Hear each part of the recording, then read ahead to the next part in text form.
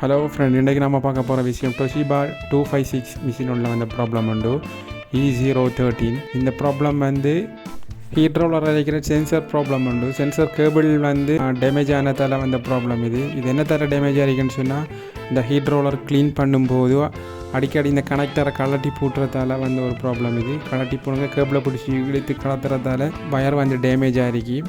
அப்படியான விஷயங்களை கொஞ்சம் தவிர்த்து கொள்ளுங்கள், இல்லைன்னு சொன்னால் இந்த ப்ராப்ளங்கள் வரும். இது வந்து இந்த கனெக்டர் இல்லாமல் இந்த கேபிளை வந்து டைரெக்டாக அவங்க கனெக்ட் பண்ணலாம். அப்படி கனெக்ட் பண்ணினீங்கன்னு சொன்னால் கொஞ்சம் நீளமான கேபிள் போட்டு தான் கனெக்ட் பண்ணணும்.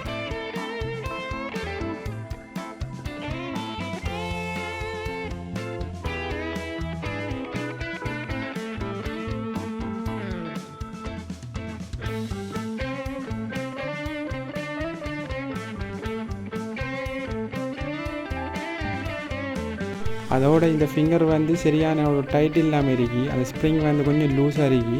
அதுக்காக நாங்கள் என்ன செஞ்சுக்க முடியும்னா, அந்த ஃபிங்கருக்கு பின்னால் வந்து ஒரு டேப் ஒன்று விட்டுருக்கேன் பாருங்கள்.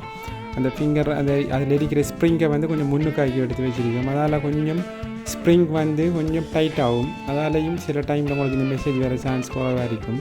அதையும் செஞ்சு கொள்ளுங்கள்.